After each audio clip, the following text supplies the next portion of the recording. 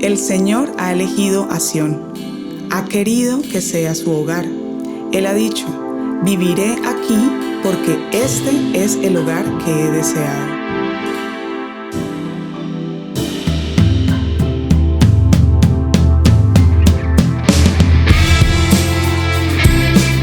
Los bendeciré con abundante provisión. A sus necesitados saciaré de pan. Vestiré de salvación a sus sacerdotes, y sus fieles cantarán de alegría. Estás en Sión, En el lugar de su morada.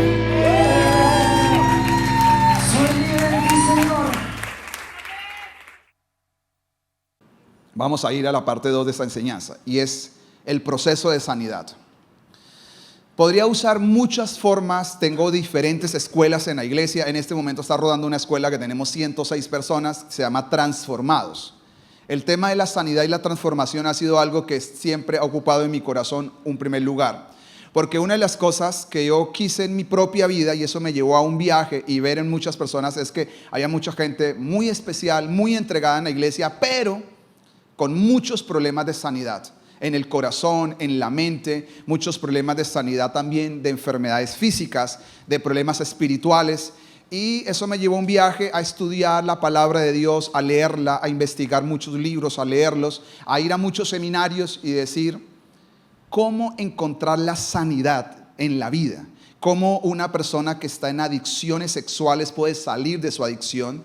Como una persona que está adicta al alcoholismo puede salir del alcoholismo. Como una persona que está adicta a la dependencia emocional puede ser sana. Como una persona que escucha voces, que tiene problemas de concentración, problemas de memoria y un montón de cosas, su mente puede ser sanada, puede ser restaurada.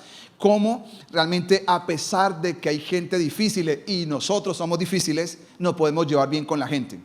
Podemos caminar en esa unidad que Cristo dice que podemos caminar, guardando las diferencias, sabiendo de que somos totalmente, dice la Biblia, que somos piedras vivas, no somos ladrillos.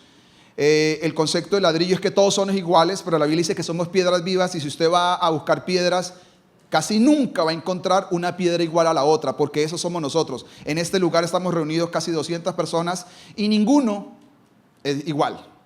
A pesar de que podemos tener algunas características similares, somos diferentes, tenemos una esencia diferente, tenemos gustos diferentes. Poder convivir con todo eso y mantener la unidad, eso es desafiante, pero la palabra promete de que sí lo podemos lograr a través de vivir los principios de la palabra de Dios.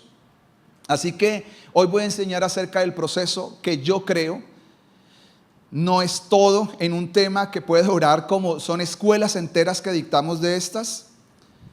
Como en una enseñanza puedo decirle lo que yo he visto de manera práctica, lo más práctico que yo he podido ver, cómo Dios usa un proceso para sanar a las personas. Las personas no se sanan por eventos, las personas se sanan por procesos. Y a eso nosotros le hemos apostado en la vida. Por eso nosotros sí nos gustan los eventos, pero poco, porque los eventos, a veces hay cosas sobrenaturales que vienen, un toque de Dios, las personas son tocadas, pero el método que yo he visto en la Biblia que Dios usó con las personas, ¿cuál es? Los procesos. Estos días estaba acabando de estudiar un poquito la vida del apóstol Pedro. Jesús a Pedro lo llamó de 5 maneras y lo llevó en un proceso al punto que Pedro llegó un momento a sentirse que ya estaba fuera del equipo de Jesús, pero Jesús fue por él. Le dijo cuando resucitó, dijo: vayan y díganle a los discípulos que he resucitado, y díganle a Pedro, de manera especial díganle a Pedro que he resucitado. Jesús fue por Pedro, Jesús lo llamó. Con una pesca Jesús conquistó a Pedro, y con otra pesca lo afirmó y lo consolidó y le dijo: yo sigo creyendo en ti, y lo levantó y lo posicionó para ser posiblemente uno de los 3 o 4 apóstoles más importantes de la iglesia cristiana en toda su edificación. Entonces yo me doy cuenta que Dios nunca se da por vencido con las personas. A pesar de que fallan, tenemos nuestros errores, tenemos nuestros vacíos, problemas de carácter, de temperamento, pero Dios sigue trabajando y trabajando y trabajando hasta cumplir su propósito en nuestras vidas. ¿Por qué? Le voy a decir 2 citas bíblicas por qué Dios quiere sanarlo a usted y sanarme a mí. Romanos capítulo 8, versículo 28 y 29, que son pasajes que si usted de una iglesia algún día son muy leídos, y si usted es la primera vez que viene a este lugar le van a servir mucho escuchar esto. Y si usted quiere saber algo de Dios esta mañana es esto. Dice la Biblia así: y sabemos que Dios hace que todas las cosas cooperen para el bien de ¿quiénes?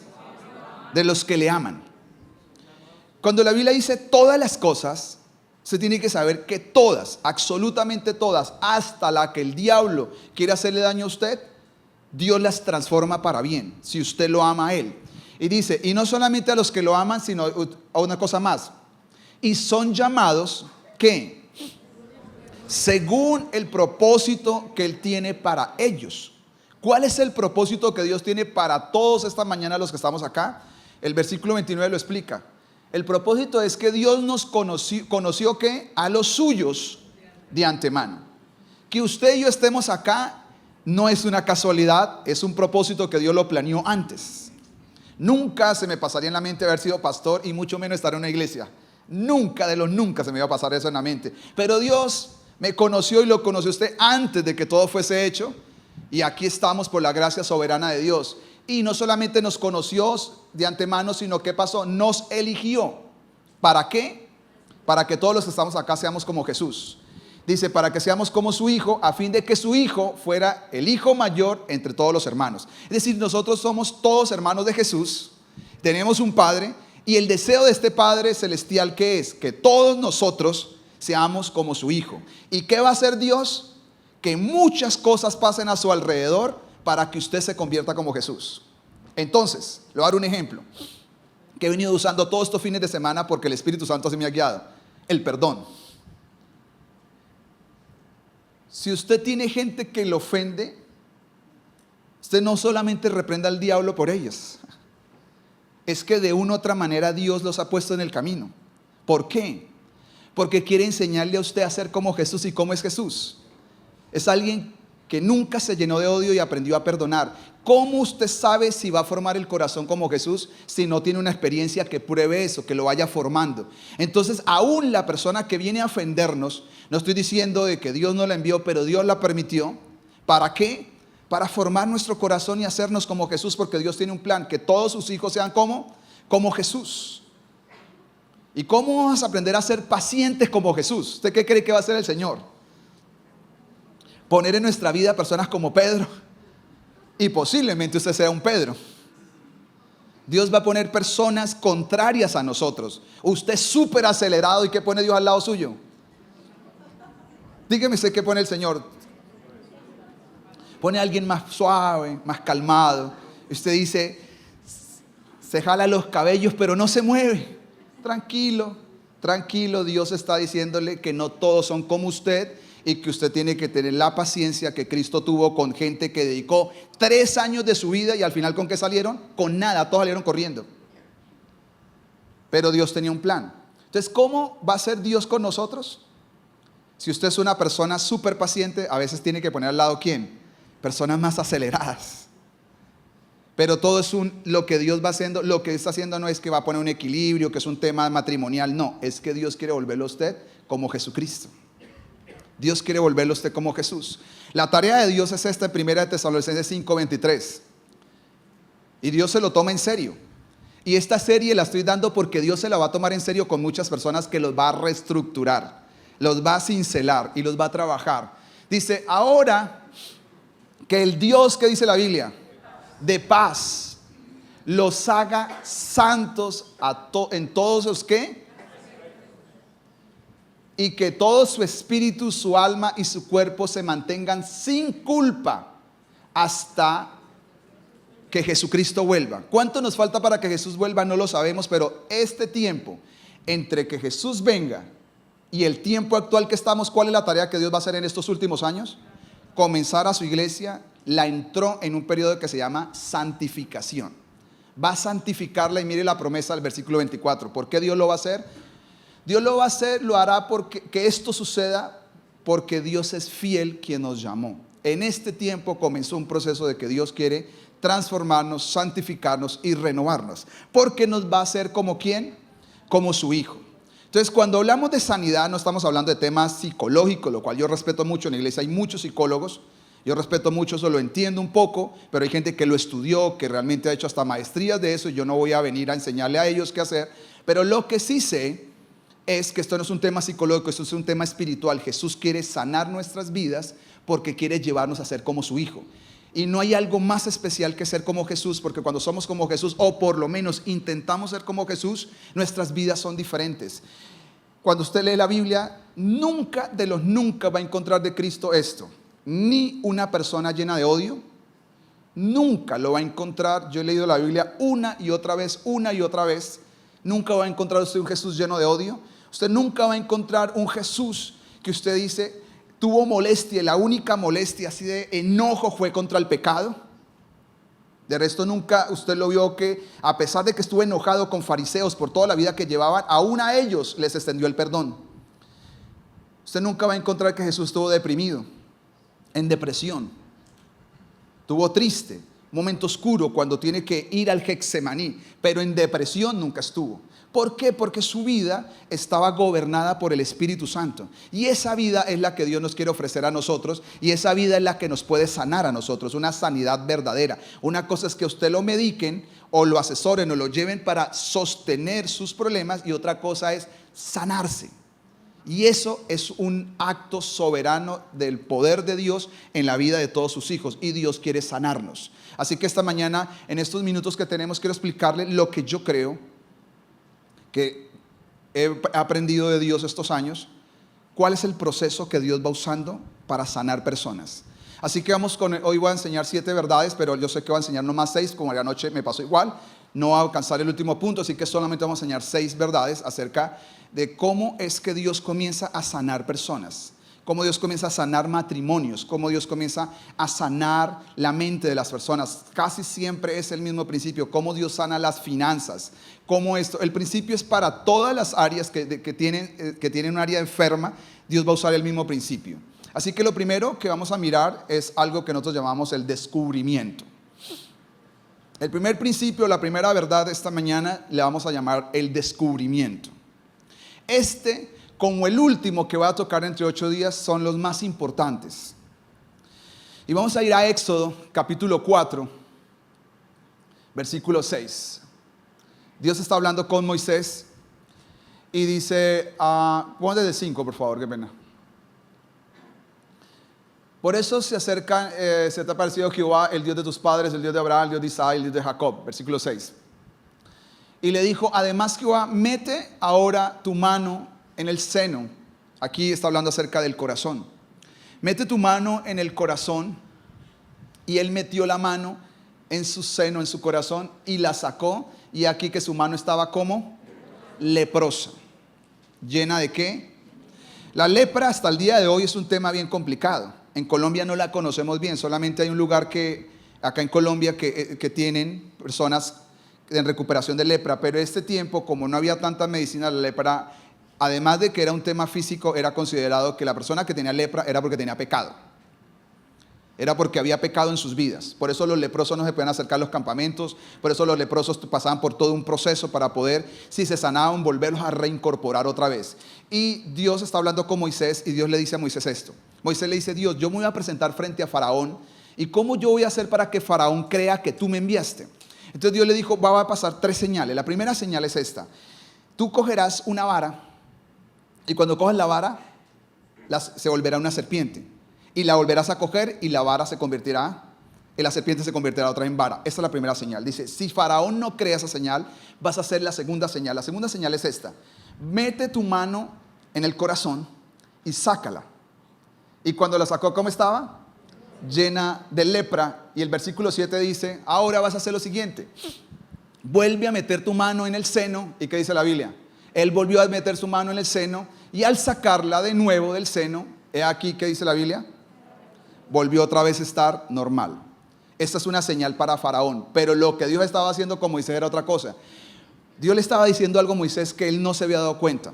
Moisés fue alguien que vivió 120 años, y su vida se parte en 3 periodos de 40 años.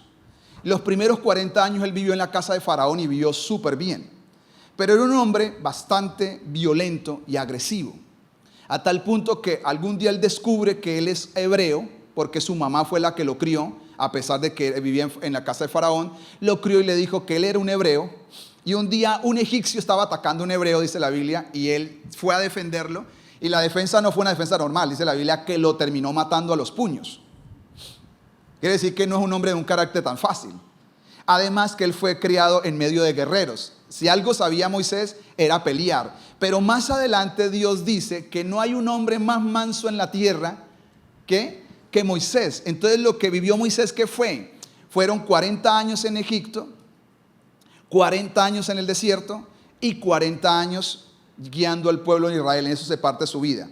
Dios hizo una transformación en Moisés cuando lo llevó de Egipto a el desierto. Él tuvo que huir a causa de esta muerte. ¿Qué fue lo que Moisés vio que no había visto antes? Y es que él no se había dado cuenta que su corazón tenía lepra.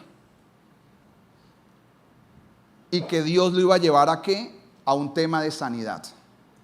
Lo primero que yo veo cuando Dios quiere sanar a una persona, que es lo más difícil, es que la persona descubra que está enferma y no se ha dado cuenta. Cuando la persona logra descubrir que dice, no, es que yo soy así, así me criaron. No, cuando logra descubrir que no importa cómo lo criaron, es que tiene un problema de carácter fuerte. Cuando una persona trata de ver por primera vez, que a veces es tarde, que su matrimonio hace mucho rato se había terminado, pero es difícil poderse dar cuenta y aceptar esa realidad, porque para eso necesita ¿qué? Una iluminación o un descubrimiento de que el hogar ya hace rato estaba acabado y que la persona no se había dado cuenta. Es difícil darse cuenta cuando ya a la fuerza la persona descubre que se está gastando más de lo que le entra y que está a punto de quebrarse, porque ha vivido, tuvo la abundancia, pero ya no la tiene, pero sigue viviendo como si la tuviera. Pero no se ha dado cuenta hasta que un día se le abren los ojos y dice, tu economía está mal. Y eso se llama el descubrimiento, cuando alguien puede llegar al reconocimiento de que necesita un cambio en su vida. Mire lo que dice Lucas capítulo 13, y sigo reforzando esta idea para poder decir algunas cosas más. Cierto día de descanso, mientras Jesús enseñaba en la sinagoga, vino una mujer que estaba lisiada. ¿A causa de qué estaba lisiada? Léalo acá, que dice, ¿a causa de qué? Y había estado encorvada, ¿cuántos años? 18 años, y no podía ponerse derecha. Cuando Jesús la vio, Jesús estaba enseñando en la sinagoga y ve que esa señora entra, una señora de 18 años viniendo a la iglesia. ¿Cómo hacía para sentarse? No sé cómo lo haría 18 años. Y Jesús la vio y ¿qué le dijo? Apreciada mujer, estás sana de tu enfermedad. No le echó fuera un demonio, la señora no se manifestó, no gritó. Se da cuenta cuando Jesús confrontaba demonios como la gente gritaba, pero con esta señora no. La tocó y simplemente el demonio se fue. Y la explicación está en el versículo 16. Ponga el 16 de una vez. Dice, esta apreciada mujer, porque a Jesús lo cuestionan, ¿por qué la sanaste? ¿Por qué la sanaste si hoy es día de reposo? No la podía sanar. Y Jesús dice, ¿cómo así? Es más importante el día de reposo que sanar a una persona. Y explica esto, esta apreciada mujer, ¿qué dice la Biblia? ¿Es una hija de quién? Voy a traducírselo a nuestro tiempo. Es una hermana de la iglesia. Hace 18 años viene a la iglesia encorvada y todos piensan que es que está encorvada porque está enferma normal. Pero ninguno de la iglesia, ni los que dirigían la iglesia, se dan cuenta que lo que le pasaba ya que era. Dice, estaba esclavizada. ¿Por quién estaba esclavizada? Por Satanás durante 18 años. ¿No es justo que sea libre aún en el día de descanso? Esa mujer por 18 años fue a la iglesia con un problema, pero nadie se había dado cuenta que el problema no era un problema normal, era que había una esclavitud demoníaca. ¿Quién descubrió el problema? Jesucristo. Entonces, lo primero que pasa para Dios sanar a una persona es cuando Jesús viene y comienza usted a abrirle los ojos y a abrirle sus oídos y a mostrarle que en su vida hay una esclavitud de algo que no ha sido libre. Y que aunque todos lo vean normal, cuando él entró se dio cuenta que el problema no era normal, que esta señora encorvada no era una señora que tenía un problema de columna o la habían dejado caer de niña, tenía problemas de cadera, sino lo que tenía era un demonio encima que la esclavizaba toda la vida, y él lo echó fuera, la tocó y le dijo al demonio: se va sin hacerle nada a esta mujer, y la mujer fue sana. Entonces, en las iglesias me he dado cuenta, y en las personas, a veces las personas no saben que lo que ellos están viviendo, lo que ellos están pasando es que tienen un demonio que está oprimiéndolos. Por eso este demonio no grita, no se va haciendo pataletas, por una razón, porque ella es una hija de Abraham. Esto nos muestra que los cristianos no podemos ser poseídos por demonios, pero sí podemos ser oprimidos por un espíritu. Un espíritu puede venir a oprimir para que usted no vuelva a dormir noches tras noches. Un espíritu demoníaco puede oprimirlo usted en lujuria para que usted viva desesperado, lujuriosamente. Y la persona piensa que es un tema solo de comportamiento, y posiblemente es un demonio. Posiblemente usted lo pasan por todos los escáneres y todos los escáneres para que qué es lo que está pasando, y su cuerpo sale normal, normal, normal y normal. ¿Usted qué necesita saber? Yo no tengo la respuesta, pero Jesús sí. Tal vez que Dios le abra los ojos y le dice: tu problema es que hay lepra. Tu problema es que hay una esclavitud. Tu problema es que hay una falta de perdón. Tu problema es este. Tu problema es esto. Entonces, eso se llama el descubrimiento. Cuando una persona descubre que está esclavizada, que tiene un problema, que tiene una enfermedad, que su comportamiento no es normal, ese momento de revelación es bien fuerte. Yo hace 8 días voy a predicar, porque con eso voy a cerrar esta parte de este mensaje, porque es mi último punto, pero quiero decirle una cosa. El día que yo estaba en su presencia orando y Dios me dijo: en tu corazón hay amargura, para mí fue una resistencia, porque yo sabía que era Dios y no le iba a resistir ni a reprender el diablo, porque he aprendido a diferenciar la voz de Dios. Dios me dijo: en tu corazón hay amargura. Pero yo dije: ¿por dónde está filtrada la amargura en mi corazón? Se lo voy a contar entonces, qué fue lo que pasó y cómo qué fue lo que Dios hizo. Pero lo primero que hizo conmigo fue llevarme un descubrimiento que yo no me he dado cuenta. En mi corazón hay amargura y no lo quería reconocer. Entonces, lo primero que Dios va a usar para sanar, ¿qué es? Llevarlo a usted a decirle: su matrimonio está pegado con nada. Si no hay un cambio, esto está destinado a acabarse. Lo que pasa es que uno no se da cuenta, porque uno niega: no está pasando mucho, no está pasando nada, eso lo vamos a arreglar, eso lo solucionamos con unas flores, esto volvemos, esto cantamos. Entonces la gente ahí, con el Día de la Madre, con una serenata arreglamos todo esta vez. Todas las fallas del año y ya se acabaron. Entonces la gente se acostumbra a vivir así, a arreglar y a remediar cosas que están profundamente dañadas, pero miramos cómo las vamos reparando. Pero llega un momento donde Jesús dice: yo te voy a mostrar tu realidad. Tu realidad es que hay esclavitud. La realidad, ¿qué es? Hay lepra. La realidad es que tu esposa está resentida contigo. La realidad es que tu esposo está resentido contigo. Dice: pero ¿cómo? Entonces comienza todo ese proceso que se llama descubrimiento. El segundo verdad que yo he visto acerca de cómo Dios comienza a sanar a las personas se llama reconocimiento. El reconocer. Después de descubrir viene la etapa difícil, y es cuando usted acepta. Y miren lo que dice la Biblia en Génesis capítulo 32. Esta historia me encanta. Es una de las historias que más me gusta de la Biblia. Génesis 32, 26. Lo pongo en contexto. Ya muchos conocen la vida de Jacob, pero acá hay gente que no conoce nada de la Biblia, y es mi labor ponerlos en contexto para que sepan qué es lo que vamos a decir. Jacob ha vivido una vida hasta ahora buena, le ha ido bien, pero hay unos asuntos que están por resolverse. Porque él algún día, cuando fue niño, tomó la primogenitura de su hermano, aunque no la tomó ilegalmente. Bueno, ahí hay todo un conflicto que a veces no es tan claro, pero tomó la primogenitura con ayuda de su mamá. Y por otro lado se fue de Labán, y Labán siente que Jacob lo robó. Estos días, hace como 3 meses prediqué acerca de eso. Entonces en algún momento Jacob va en el camino y le toca una cosa, y es: si yo me voy para la derecha, ¿qué me va a pasar? Mi hermano viene a buscarme con un ejército para matarme. Si me voy para la izquierda, Labán viene con un ejército a buscarme. ¿Y qué hizo él? Si usted, póngame el 24, el versículo 24. Dice: entonces Jacob se quedó solo. ¿A dónde? Y llegó un hombre y luchó con él hasta el amanecer. Jacob se dio cuenta que para donde cogiera lo iban a matar. Entonces, ¿él qué hace? Él dice: las mujeres váyanse adelante, váyase, tenía 2 mujeres, 4 en realidad, pero no era mujeriego, tranquilo. No, es que no es de mujeriego, es difícil de entender, pero no era de mujeriego, era un tema de hijos. Entonces váyanse adelante, váyanse de los otros. Ahora algunos quedó pensando, uy, pastor, me dejó como pensando eso. No me voy a enredar porque me voy a alargar con la palabra. Es decir, se van. Y él dice, yo necesito quedarme solo porque esta batalla la tengo que vivir solo. Que vamos a ver el tercer punto. Yo necesito entrar a esta batalla porque yo ya no puedo huirle más a problemas que tengo. Porque hay momentos donde no le puedo huir más, hay que enfrentarlos. Llegó el momento de decir, no más repararnos, necesitamos enfrentarlos. Y David y Jacob dicen, necesitamos enfrentarlos. Entonces manda adelante todos, manda a los animales, manda todos, y él se queda solo en un campamento que se llama más adelante, él mismo le pone el nombre Peniel.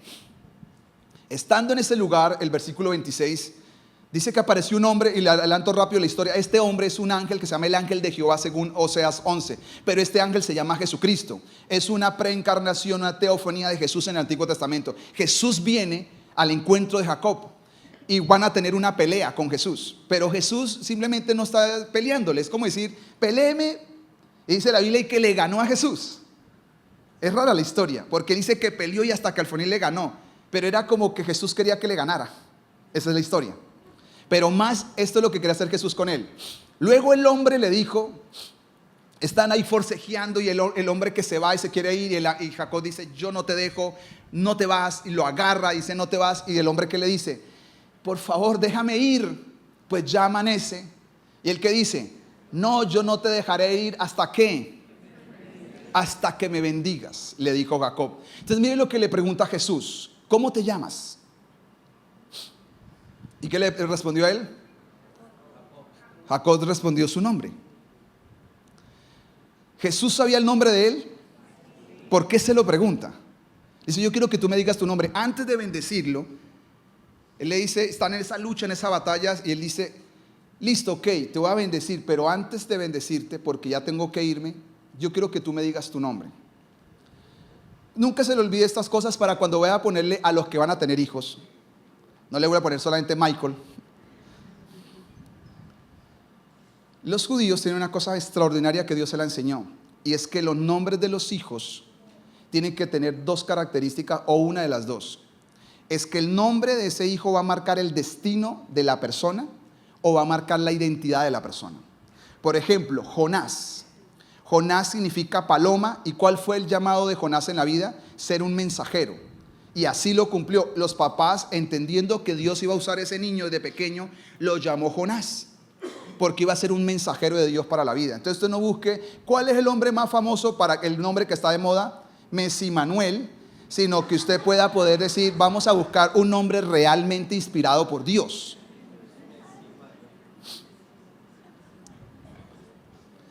Entonces los nombres marcan la identidad y marcan el destino. Entonces, ¿por qué él le pregunta el nombre? Porque Jacob es un nombre que significa aquel que se agarró del talón, aquel que usurpó el lugar, y significa engañador. Entonces Dios quiere llevar a que Jacob con su propia boca diga, yo soy ¿qué? Un engañador.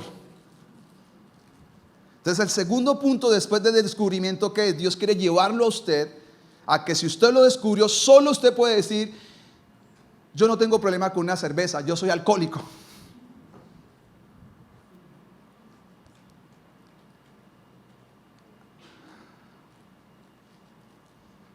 ¿Estamos? Yo no soy cascarrabias. Yo tengo un problema de ira y no me he dado cuenta. Eso es difícil, porque eso solo lo puede reconocer usted. Yo no vengo a señalarlo. Lo que digo es, cuando usted tiene un descubrimiento, usted comienza a decir, yo tengo este problema. Delante de Dios yo necesito reconocerlo, necesito confesarlo, necesito declararlo. Cuando usted dice, Señor, yo delante de ti ya no puedo esconder ya las tarjetas, valgo de un lado a otro lado, el sistema de pago con una y saco con otra, pago con una y saco con otra. ¿Eso qué es? Señor, estoy quebrado.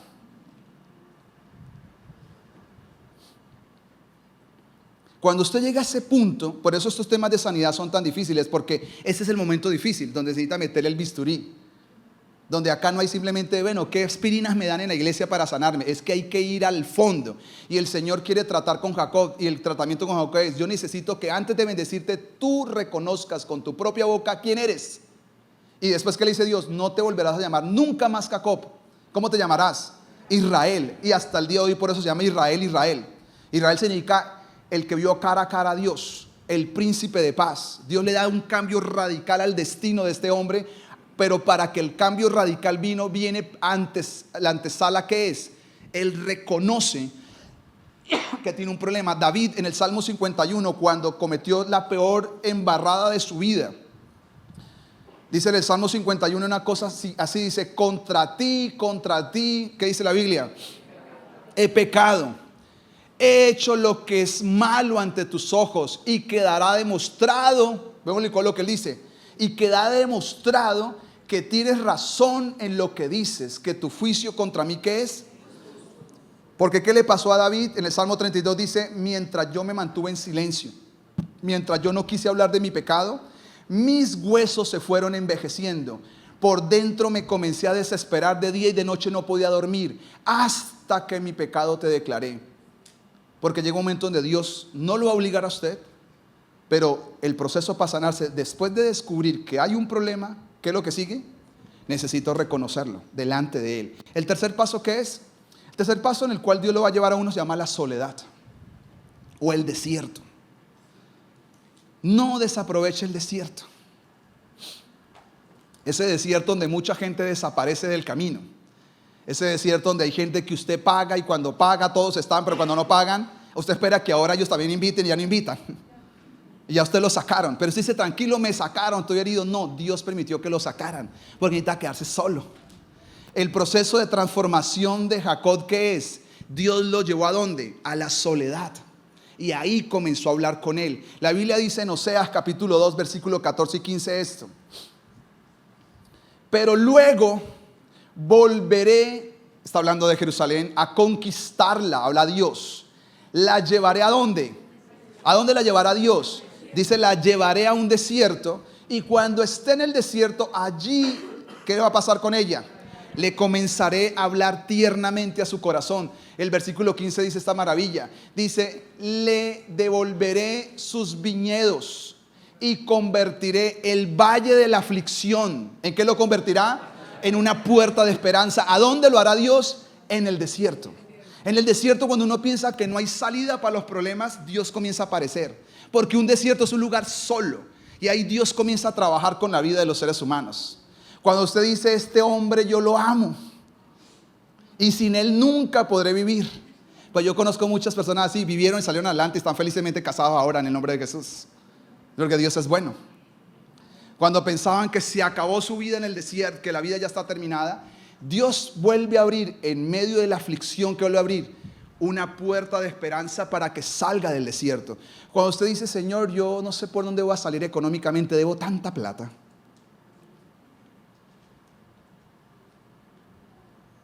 Una señora que viene acá a la iglesia la vez pasada me contaba el testimonio, ni me acordaba que íbamos hablando con ella, que ella debía más o menos como 90 millones. Para algunos eso no es nada, pero para una persona que vive de un mínimo, eso es mucho. ¿Sí o no? Y Dios me decía: pastor, pagué con todas esas enseñanzas que yo le digo a la gente, dice la palabra, perdón. Ese proceso de soledad, de abstenerme, de cortar. Cuando la antepenúltima vez que hablamos, me dice: ya llevo 66 millones pagados. Y la última me dijo: salí. Para mí eso es una maravilla, porque en medio de la aflicción Dios abre puertas de esperanza.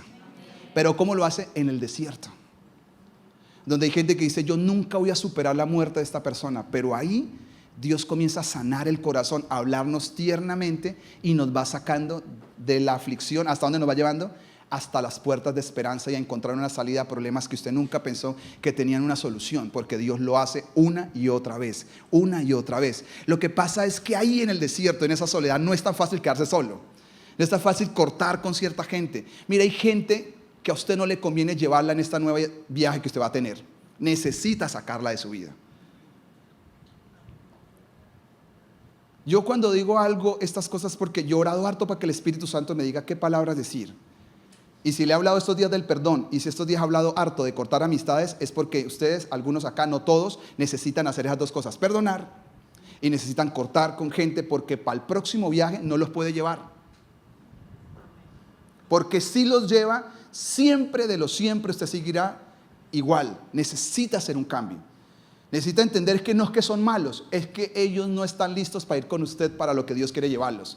Si esta mañana yo me paro acá y les digo a ellos dos, venga, los subo, que existe la posibilidad que ellos los dos me bajen, porque yo no tengo la fuerza para subirlos a los dos a la vez. Entonces, ¿qué es lo que hay que hacer? Y hay que ir a coger fuerza para después venir a ayudar a gente a subirla. Yo eso lo entendí de nuevo. Dios me dijo, yo jugaba, más o menos, y me buscaban para que compitiera. Entonces me decían, vamos a hacer parte del equipo, todas las cosas, porque necesitamos competir. Y yo sentí que si seguía en ese ritmo con ellos, no iba a seguir en la vida cristiana. Y yo quería ser un buen cristiano. Y quería entregar mi corazón y quería ser luz para las personas. Entonces, ¿qué me pasaba cuando yo iba a jugar? Tenía un gran problema, es que no me gusta perder. Entonces, cuando a usted no le gusta perder, ¿qué le va a pasar? Cada vez que pierde.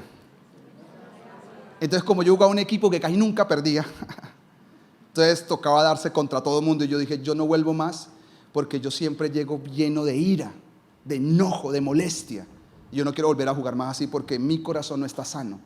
Yo necesito salirme de todo este ambiente, porque yo no quiero volver a competir, porque sé que llego molesto. Y la última vez que jugué, Dios me dijo, como yo cerrábamos las ventanas, porque yo dije, yo quiero que ni me busquen. Nunca se me olvida que me silbaron. Y yo abrí la ventana. No, que el último partido, necesitamos este partido, es muy clave. Y yo escuché la voz de Dios, me dijo, no vayas. Y la seducción de ellos es el último. Es un cuadrangular final. Aquí la final necesitamos esto, vamos a reforzar el equipo, esto, lo otro. Y listo, voy a ir a jugar. La peor idea. Ese día llegué, nunca se me olvida, las dos rodillas raspadas, los brazos raspados. Me golpearon bastante fuerte, pero ya vine con otra actitud. Dije, esto no es para mí ya. Porque necesito salirme de todo este ambiente. Si no, no voy a salir. Me tocó quedarme solo un gran tiempo. No hacer nada. Pero yo les aseguro que cuando miramos dónde están ellos, dónde soy yo, las cosas son diferentes. Porque hay momentos donde necesita salir de ciertos ambientes y necesita quedarse solo en el proceso. Esos procesos en los cuales hasta las mejores personas como que se van de su vida. Dice, pero ¿qué pasó? Porque Dios quiere dejarlo a usted, no con ellos. Es Dios que lo está dejando solo. O sale de ahí o sigue adelante, pero nunca va a cambiar. Lo cuarto que Dios va a hacer, y ya se nos acabó el tiempo prácticamente, se llama la dependencia. La dependencia. Solamente se lo voy a narrar rápidamente. Está en Hechos de los Apóstoles, capítulo 9. El gran apóstol Pablo. Si hay alguien que en la Biblia tiene charreteras en su traje, si hay alguien que tiene premios, tiene logros, es alguien que desde joven, cualquier persona quisiera tener la vida de este hombre tan joven que era Pablo, con tanto éxito.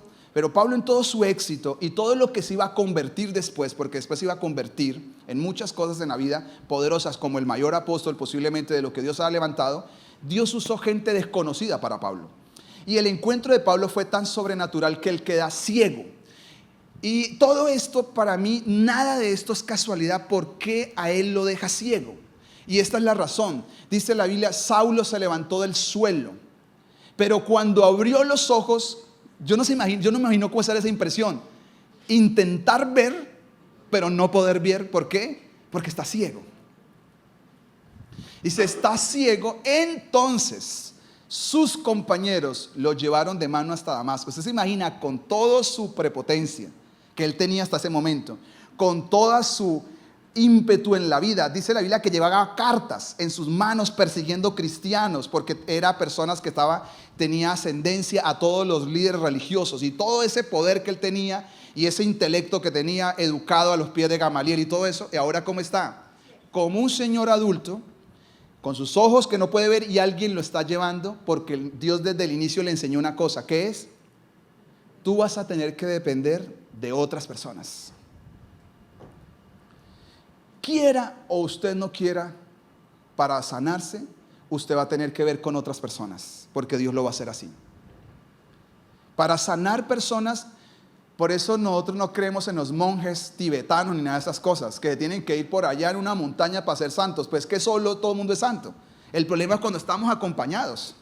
El problema es cuando estamos viendo televisión. El problema es cuando vamos a jugar fútbol. El problema es cuando usted está trabajando y le dicen, hay muchas opciones de hacer este negocio. Usted verá cómo lo quiere hacer. Ahí es donde usted comienza a mostrar la santidad y la pureza cuando vivimos con otros. Y lo primero que Dios le enseñó a Pablo, Pablo, tú vas a tener que aprender a depender de otras personas. Dice más adelante que Dios le habla a un hombre que se llama Ananías. Dios le dice a Ananías, Ananías, necesito que tú hables, ores por Pablo y todas esas cosas. Y Ananías dice, Señor, pero yo no. Él ha perseguido la iglesia, creo que te estás equivocando. Él es un hombre que yo le voy a aprender a enseñar cuánto va a sufrir por mi nombre. Y dice la Biblia en Hechos 15 al 17, me parece que es, por favor, 9. El pasaje, ok. Dice, así que Ananías se fue y encontró a Saulo y puso sus manos sobre él y le dijo, hermano Saulo, el Señor Jesús, quien se te apareció en el camino, ¿qué dice la Biblia? Me ha enviado para que recobres la vista. ¿Y qué dice la Biblia? Y seas lleno del Espíritu Santo. Y Pablo fue bautizado y fue lleno del Espíritu Santo. Ananías es un hombre que nunca más en la Biblia vuelve a aparecer. Entonces uno piensa, si este hombre iba a ser un hombre tan grande, ¿quién debería haberlo discipulado? Pedro, Juan, pero no fue así, lo discipuló gente normal. ¿Por qué? Porque Dios quería enseñarle desde el inicio a Pablo una lección. Para uno sanarse, así uno tenga demasiado conocimiento, demasiado dinero, tenga lo que tenga, en algún momento Dios va a usar gente sencilla que uno no se imagina para sanarlo. Dios puede usar cualquier persona en algún momento para darle una palabra a usted en su vida. Una de las personas que llegó a la conversión a uno de los hombres más poderosos en la tierra actualmente fue la persona que trabajaba en su casa, en los oficios varios. Esa persona llevó a uno de los hombres más poderosos en este momento de la tierra, porque ella comenzó a mostrarle cómo era el camino del Señor. Y algún día le dijo, mira, yo soy más feliz que lo que tú eres. Tú tienes todas estas cosas que tienes, pero yo tengo a Jesús. Y poco a poco Dios la fue usando y la fue usando hasta llevar a la conversión a uno de los hombres poderosos de este mundo terrenal. Pero Dios usa gente que uno no piensa para hacer lo que Él tiene planeado en la vida de las personas. Pablo, que siempre tuvo este problema, Pablo no se llamó Pablo, Pablo se llamaba Saulo, pero él se puso Pablo. La Biblia no dice que Jesús le puso Pablo a Pablo, fue él el que tomó ese nombre. Existe toda una historia ahí por qué es, pero para los que no saben, Pablo significa pequeño. Pablo tuvo que entender una cosa: para hacerse grande, toca hacerse pequeño. Y siempre quiso que lo llamaran pequeño. El pequeño, el pequeño. Él dijo, yo soy el menor de todos los apóstoles, pero él hizo más que todos. Pero él se llamó a sí mismo, yo soy el más pequeño. Yo fui llamado como un abortivo, porque uno necesita tener ese espíritu humilde para que Dios lo sane, el resto no lo va a sanar. Pablo tuvo un día una pelea con un hombre que se llama Bernabé, que fue el hombre que más le ayudó en su vida cristiana. Ustedes lo pueden tener en Hechos 15 para que lo tengan ahí registrado y lo están tomando nota. Él tuvo una pelea con uno de los hombres que más ayudó en su vida, que es Bernabé. Bernabé se llama hijo de consolación. Este hombre lo ayudó, lo consolidó, lo discipuló, lo puso en el ministerio. Y un día, las aventuras con Pablo eran tan difíciles. Es un hombre con tanto ímpetu, es un hombre con tantas dificultades, tantas cosas que vivían, que cada vez que Pablo iba a predicar se formaban problemas. Pero no porque él fuera problemático, sino porque Pablo tenía que confrontaba a la gente y a la gente no le gustaba. Los judíos lo perseguían, iban de lugar en lugar persiguiéndolo. Entonces un día Juan Marcos, que todavía era muy joven, que era primo de Bernabé, le dijo a su primo, en este viaje no quiero ir con Pablo. No, con Pablo siempre que vamos se forman unas trifulcas y yo no quiero ir. Se bajó del bus. Digo, yo no voy. Para esto no me inviten en este viaje. Entonces más adelante vuelven a viajar y Bernabé dice, vamos a armar el equipo que va en el viaje. Entonces Pablo dice, yo voy con Silas, y Bernabé dice, yo voy con Juan Marcos. Y Pablo le dice, Juan Marcos no puede ir con nosotros. No, pero va a ir con nosotros. No. Él no es un hombre que está listo para esto y no lo quiero tener en mi equipo, y se me baja de mi equipo. Y lo bajaron. Pero como Bernabé es un hombre de relaciones profundas, Bernabé dice, si se baja Juan Marcos, me bajo también yo. Y la Biblia dice que se formó, dice, su desacuerdo fue tan intenso, que ¿qué le pasó a ellos dos? Que eran tan amigos, se separaron. Pero mire lo que es un hombre transformado, segunda de Corintios 4, Timoteo 4:11. Dice así, Solo Lucas está conmigo. Pablo está por morir, está escribiendo sus últimas letras, que este es el último libro que le escribe. Trae a Marcos cuando vengas, porque es que es de gran ayuda a mi ministerio. Este Juan Marcos, cuando estaba joven, Pablo lo rechazó, pero Pablo vivió una transformación que le ayudó a entender que en la vida hay gente que uno no puede sacar del viaje porque simplemente no está de acuerdo con uno, que tiene que tener la humildad. Y cuando pasaron los años y la vida dio tantas vueltas, ¿qué pasó con Juan Marcos? Ahora Pablo, que está en la cárcel, que está solo, aprendió una cosa en la soledad. ¿Qué aprendió en la soledad? Que hay gente que cuando se está mal no aparece, pero Juan Marcos sí estaba listo para ir. Porque Dios es experto en redimir y cambiar historias. Quinto. El quinto principio para sanarnos después de la dependencia es la oración. Y con esto voy a terminar. Hasta aquí voy a llegar. Queremos ir a Génesis capítulo 20. Yo quiero que usted este principio lo lleve en su corazón. ¿Cómo usted se va a sanar si usted aplica este principio? Yo no he visto un principio más sanador que este. Le cuento la historia. Abraham va con su mujer que se llama Sara. Su mujer parece, según la Biblia, era súper guapa. Dice la Biblia que apenas llegó el rey del lugar, se enamoró de la mujer de Abraham. Y mandó a preguntarle a Abraham y le dijo, ¿quién es esta mujer? Y él que dijo, es mi hermana. Y le pareció fácil y se fue. Pues este rey dijo, pues la hermana de Abraham la quiero como mi mujer. Y se la llevó. Porque en estos tiempos no hay opción de elegir, no, que yo salgo a pelear. Abraham estaba lleno de miedo. Dijo, si nos matan, a los dos no nos matan. Más bien, y él actúa cobardemente porque que lleven la mujer. Pero como hace 8 días le prediqué, cuando usted tiene un suegro que es Dios, si el esposo no responde, ¿quién va a salir a responder? El papá. Y el papá viene en sueños a Abimelech. Como Abimelech es un hombre pagano, no ora nada, y viene en sueño y le dice, Abimelech, la mujer que acabas de tomar es prohibida. Si no la dejas, todos se mueren. Y se fue del sueño. No es una sentencia tan fácil con Dios. Diga, si tú no dejas a esa mujer en la cual estás metido en esa relación, tú no sabes lo que va a pasar. Así que Dios se fue. Y le volvió a los días, otra vez. La señal que les va a pasar, por ahora les voy a dar un tiempo de misericordia. Ninguno va a volver a tener hijos. Y se fue otra vez Dios. Entonces ninguno puede tener hijos. Y la única manera para que te sanes, devuélvele la mujer a Abraham, porque es la mujer. El papá tuvo que explicarle al señor que llevó la mujer que ese sí era la mujer de Abraham. Y que Abraham ore por ti. Cuando él ore por ti, todo se sana. Sin el resto no hay sanidad para ninguno. Y se fue Dios. ¿Qué tiene que hacer Abimelech? Si usted lee la historia, fue y regañó a Abraham. ¿Por qué me hiciste esto? ¿Por qué no me contaste? Entonces Abraham sale con un cuento todo raro que es verdad, pero no es verdad. Es verdad a medias. Es que es mi hermana. Y comienza a contar de dónde viene. Sí, es hermanastra. Es una prima hermana, pero no es hermana. Pero Abimelech dice, mire, no hay problema si su hermano es hermana. Yo necesito que usted ore por nosotros. Porque Dios me mandó a decir que la única manera que nos sanamos es si tú oras por nosotros. Porque Dios me dijo que tú eres un profeta y solamente a ti te va a escuchar. Entonces, ¿qué dice la Biblia? Entonces Abraham oró ¿a quién? ¿Y qué pasó con ellos? Sanó a Abimelech, a su esposa, a sus siervos. ¿Para qué? Para que pudieran tener hijos. Pues el Señor había hecho que todas las mujeres quedaran estériles debido a lo que pasó con Sara, la esposa, se lo recalco otra vez, de Abraham. Maravilloso el suegro. Es difícil. Si usted comienza a irrespetar a su esposo, llega un momento donde entra el suegro, después entra el papá. Dios, así lo hace Dios. Porque Dios tenemos el mismo papá. Y por eso yo no creo en la sanidad matrimonial, yo creo en la sanidad de las personas. Si se sanan las personas, se sanan los matrimonios. Entonces, ¿cuál es el principio? Esta es la lección para Abimelech, pero ¿cuál es la lección para Abraham? Abraham lleva orando más o menos 25 años, orando por la mujer que él tiene, poniéndole las manos encima para que tenga hijos. y no ha podido tener hijos, dura 25 años viene orando.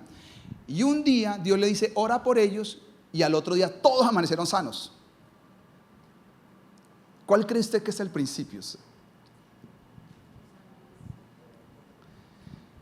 Que Dios quiere que a pesar que yo tenga una necesidad, no deje de orar por otros que también tienen la mía. Que para ver milagros en mi vida propia, yo necesito aprender a orar por otros que tienen las mismas necesidades que yo tengo. La necesidad más grande de Abraham, ¿qué era? Un hijo, dame un hijo. Y a esta gente se le están cayendo los hijos por la oración de él. ¿No le parece extraño? Que usted diga, Señor, yo he orado para que me vaya bien, yo he orado para que me prospere y nada sale trabajo. Y alguien viene y le dice, tengo un problema de trabajo, y usted ora y al otro día ya lo contrataron. No entiendo. Lo que está sucediendo es que Dios lo está sanando a usted. ¿Cómo se sanan las personas? ¿Cómo sanan el corazón? Cuando sacan su mirada de su problema y comienzan a darse cuenta que hay otros que tienen problemas como los suyos y aún peores que los suyos. Ahora que venía aquí para la iglesia, salió una señora a bailar ahí al frente en el semáforo y mi hijo me decía, ¿usted qué haría si le tocara estar en el semáforo? Le dije, no sé, bailar no. No sé.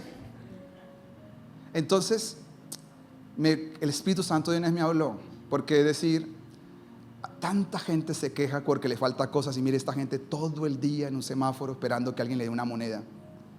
Entonces, cuando usted saca su problema y comienza a bendecir gente que pasa por lo mismo que usted pasa, Dios comienza a sanarlos. Eso fue lo que mi Dios me enseñó por años.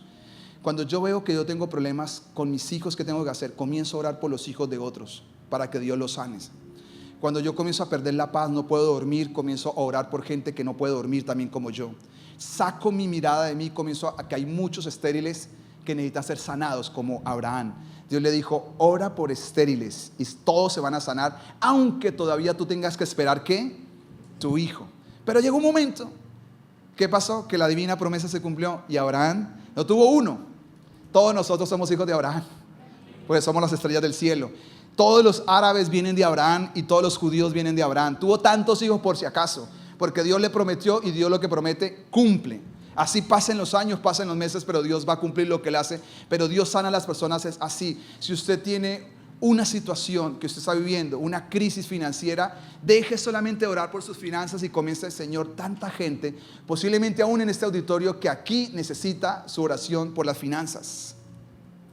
Sí, Señor, yo oro por gente que está aquí, que está pasando situaciones financieras. Saque su mirada, saque su oración de usted. Por eso Job capítulo 42, 10, que hace 8 días lo leímos, dice la Biblia que Dios le devolvió el doble a Job. ¿Cuándo? Cuando hubo orado por todos sus amigos. Solo ahí Dios le devolvió el doble. ¿Usted sabe cuánto pasó esto? Job vivió 140 años. Eso fue toda la vida de Job. El último versículo dice, y Job terminó lleno de buenos días y de gloria. Pero 70 años sufrió. A la mitad de su vida, Dios le cambió todo. Y el punto de cambio en la mitad de 70 años y otros 70 años es, el punto para empezar una nueva vida fue cuando él comenzó a orar por la gente que lo había criticado, por la gente que lo había maldecido, por la gente que en algún momento determinado lo había juzgado tan duramente y los perdonó y los bendijo. Entonces usted quiere ver la bendición de Dios, quiere sanar su corazón. Toda esa gente que lo ha criticado, ahí está su oportunidad para bendecirlos, para sanarse. Deje de juzgarlos más, deje de criticarlos más. ¿Qué tiene que hacer? Comience a bendecirlos, porque después de eso, ¿qué puede existir? No lo puedo asegurar, pero puede pasar que comienza su proceso de sanidad nuevo, que Dios va a devolver el doble de lo que se perdió algún día, que Dios puede cambiar todas las historias, pero usted necesita aprender a orar por otras personas, porque ahí es donde Dios sana. Así que démosle gracias a Dios esta mañana. Jesús, te damos gracias esta mañana por este tiempo que tú nos regalas de estar aquí en tu casa. Gracias porque eres bueno y eres fiel.